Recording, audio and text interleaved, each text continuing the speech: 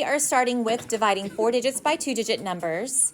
We're going to fill in our blanks first, and we're going to look at a couple of examples. So to find the decimal in the quotient, extend the dividend by adding zeros. So we've seen this. We've talked a little bit about it, but we haven't practiced it a whole lot yet. Up here, this is my quotient. We're going to review this again in just a second because it's kind of a small space. My dividend. And then out to the side is my divisor. So again, if I want to find the decimal in the quotient, I've got to extend zeros in my dividend. It doesn't always necessarily have to be 3 zeros. It's just showing you an example so you know that you can always add those zeros, because we don't write our answers as remainders anymore, and we don't even have to write them as a mixed number. Our remainders do not need to be written as a mixed number. We can extend out our dividend by adding zeros, because does it change the value? It doesn't change the value of the dividend, but it allows us to continue dividing to get a precise number. Okay, so we have a problem. It says Molly has 8,345 coins to place in the 43 plastic bags.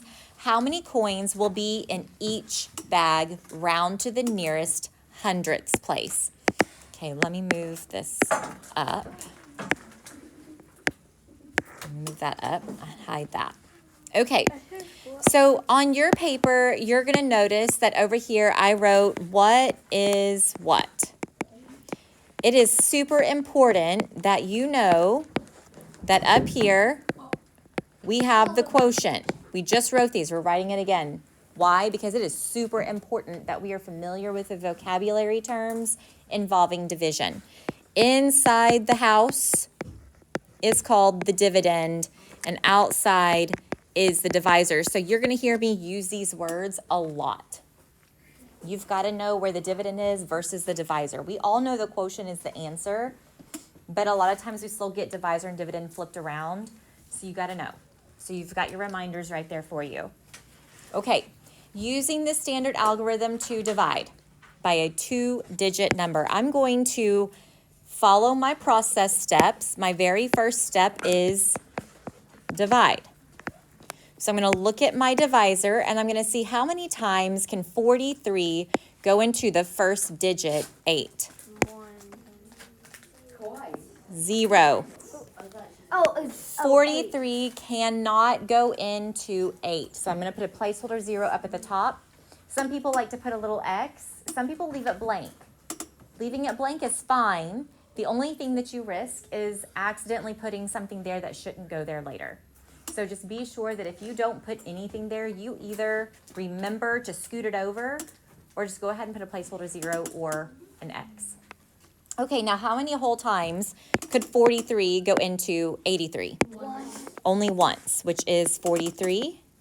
So I did my multiplication. 43 times 1 is 43. What's the S stand for? Subtract. Subtract. And I have that chart paper over there on my whiteboard also that gives you a reminder as well. So now I'm going to subtract, and I have 40 left over. What does the BD stand for? Bring down. Bring down. So I'm going to bring down my 4. Now, a lot of times I like to use estimation and compatible numbers to help me figure out how many times my divisor goes into my dividend whenever I have multiple digits. So I would round 43 to 40, and 43 goes into, I would round this to 400. 40 goes into 400 about how many times? 10. But do we know we cannot put more than a single digit up in the top in our quotient? So that means that I would need to try 43 times 9, because 9 is the biggest digit that I can write up here in my quotient. I cannot put a double digit up here. So yeah, I know that 43 probably goes in about 10 times, but I can't write 10. So I'm going to try 9.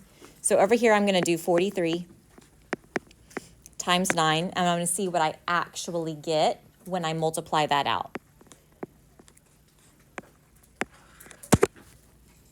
And I get 387, so will that work? Yeah. Yes, I'm gonna go ahead and put a 9 above the 4.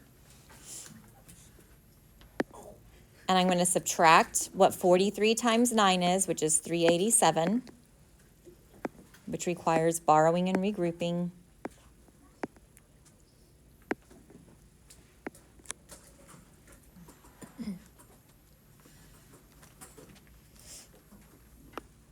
Okay, what do I do next now that I have 17 left over?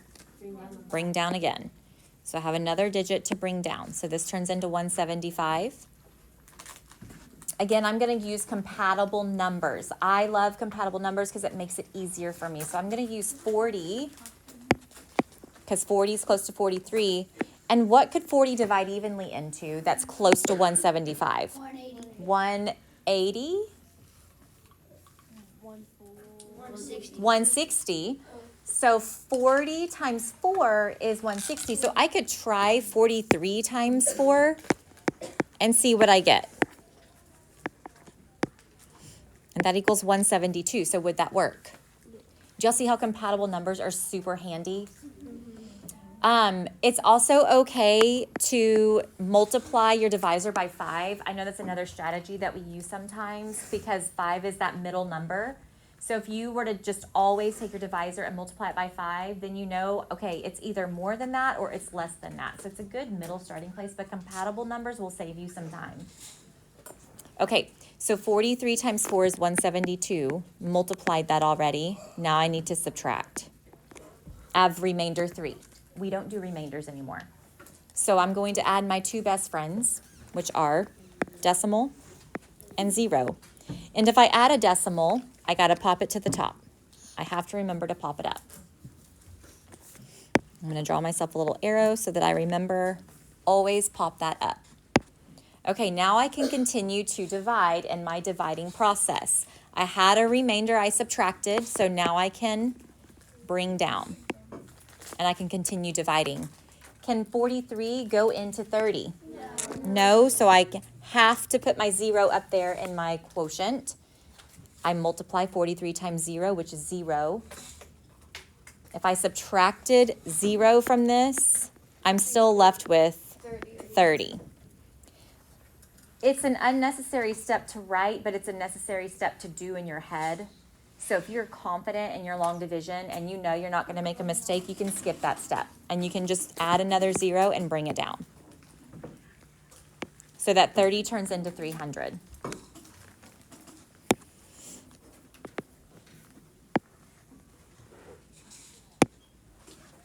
Okay, again, compatible numbers are helpful.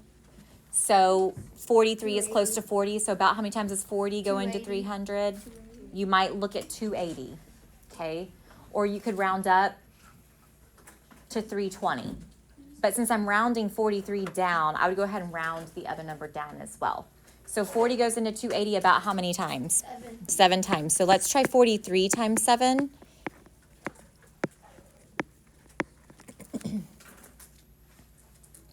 Is it too much? Yes.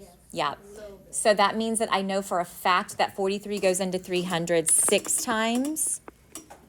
But I have to know what 43 times 6 is.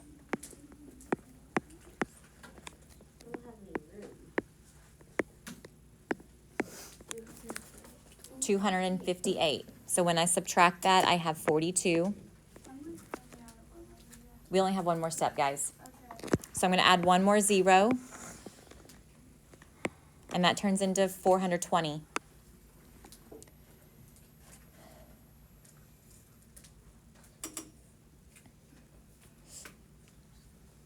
Earlier we did 43 times 9. And it equaled what? 387. It equaled 387. That's as high as I can go. So I know that this has to be a 9. And we're going to stop here. Could you keep going? Yes. You could keep going, but we're going to round. Did y'all notice this down here? Okay, we work with numbers typically in 6th grade math up to the thousandths place.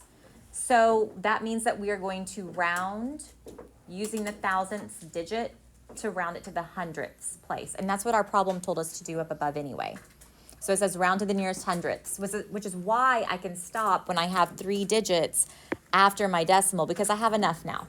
I needed this 9 to determine what happens to this 6. So what's my final answer going to be? 194. Yes. 194 and 7/100ths would be my answer. Best friends, decimal and 0. Okay.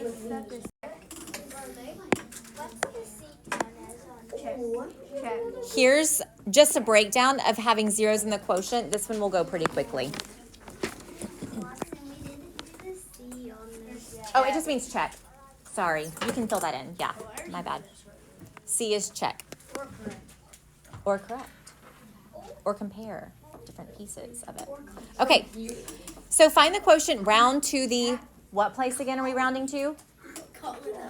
The hundredths place. Okay, I have 7,456 divided by 31. So I have step 1, rewrite the problem so that you can actually divide it out. Okay, if it's given to you like this horizontally, you need to rewrite it so you can actually solve it. Then step 2, how many 31s are there in 7? 0. Placeholder, X, or leave it blank. How many 31s are there in 74? 2. There are 2. And that equals, after I multiply it, 62.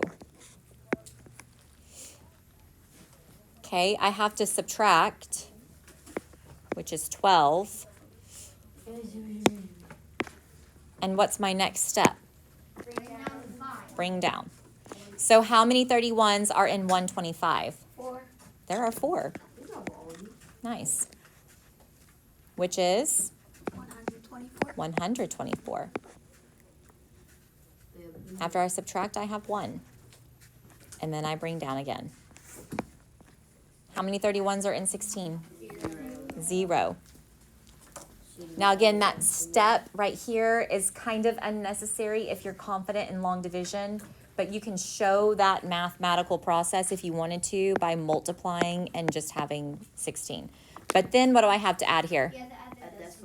Decimal and his best friend, 0, and don't forget to pop it to the top. Then you can drop that 0. And then how many 31s? 5. There are 5. I'm going to have to make this a little bit smaller so I can keep my division there. There are 5 31s and 160, which equals 155. After I subtract, I have 5 left over. So I add a 0 to bring down.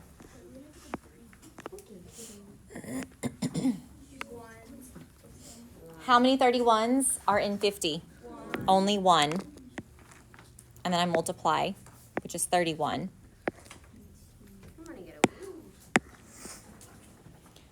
Oh, my goodness, so much work, and I'm running out of room. Okay, this is going to be 19. This does not work. Now I have to round it to the hundredths place, so can I stop here? Yeah. No, I can't, because I don't know what digit is next. I have to figure out what this is so that I can round it. So that means I need to add 1 more 0 to bring down. I'm about to cry. So why did I get a bit on this? And 6, I'm going to save you some time. 6 31s are in 190. So I'm going to go and write 6 up here. Now I have everything I need so that I can round it to the hundredths place. So my answer that I have at the top is 240 and 516 thousandths. I'm rounding to the hundredths place. My judge is 5 or greater, so it happens to the 1. It goes up to 2, and I drop everything after. So this is my final answer. And you guys can fill in your steps down here if you want to. It's the same as the previous page.